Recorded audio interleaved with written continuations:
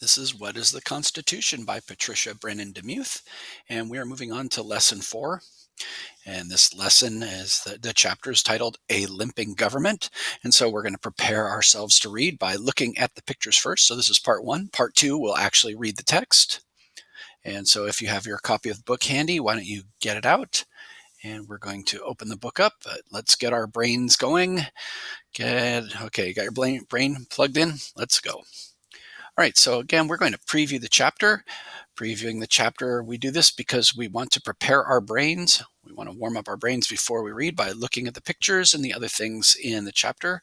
So there's our brain again. We'll bring it with us and remind ourselves of the reading strategies that we'll employ using the headings, photos, and illustrations, using our prior knowledge, looking for text features like titles, headings, captions, and other graphic features, back up and reread when we need to, and if there are questions to answer, read the questions first.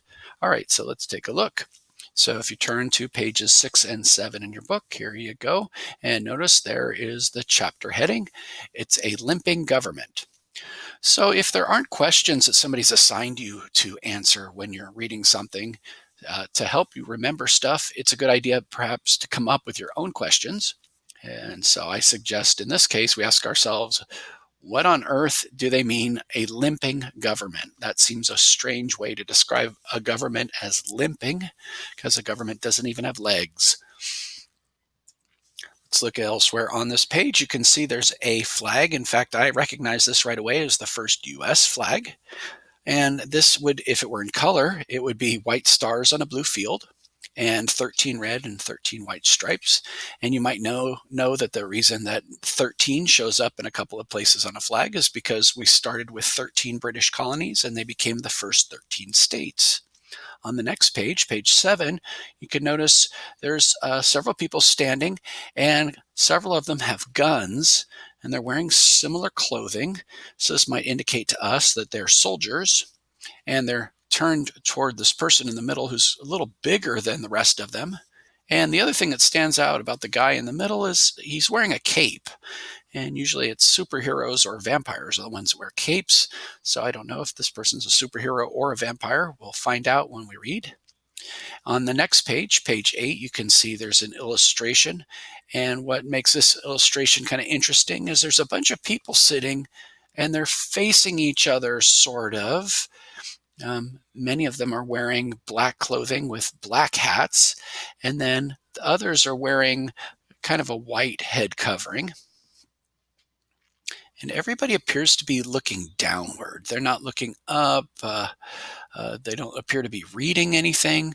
They're all facing each other, looking downward. On the next page, we can see there is a special box. It's even in a different font, and at the very top of it, it says Alexander Hamilton, 1755 to 1804, and then there's a picture, an illustration right there. Now, since this isn't really part of the chapter, and we know that again because the font, if you look at this font, it's different than this font. So this is separate. So we should read it separately. So we'll read it now. Nobody fought harder for the Constitutional Convention than Alexander Hamilton. Born on an island in the British West Indies, Alexander arrived in America as a teenager. Without strong roots in any state, Hamilton developed a grand vision for the nation as a whole. Brilliant and fiery, Hamilton had played an important role in the American Revolution as an aide to George Washington. Hamilton attended the Constitutional Convention as a delegate from New York. Afterward, he served on President George Washington's first cabinet as Secretary of the Treasury. Hamilton's life was cut short in 1804 when Aaron Burr, the vice president, shot him in a duel. Oh my. Let's take a look at the next page. There's some rectangles, and the thing about them is that there's fine print, and if you read the fine print, it's interesting what you can see here.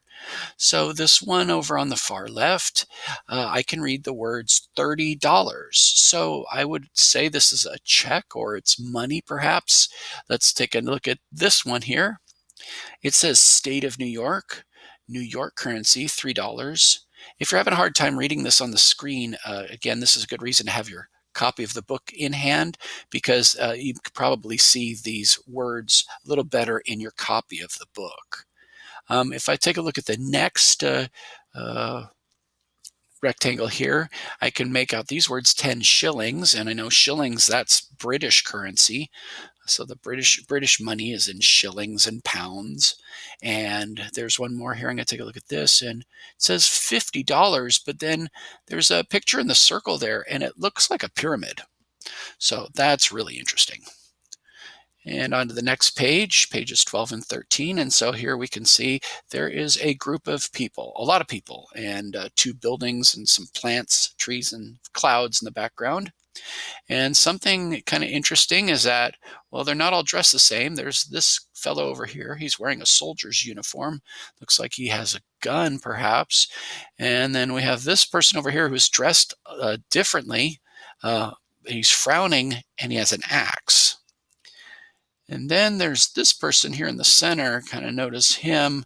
He's got a roll of paper in his hand, and then his mouth is open. Perhaps he's talking or shouting or singing, and I can see he's got a stick clenched in his other hand. And then over here, I can see some, looks like pitchforks, and you notice this one guy before has a gun, so that stands out to me too. And turning to page 14, the last page in this chapter, take a look, and there's some buildings in the background and two people standing in the front, and they both look like they're holding a newspaper, is what it looks like to me. And the person closest to us, his newspaper has a headline that says Grand Convention. Also notice that both these people are wearing hats, and they have interesting hair.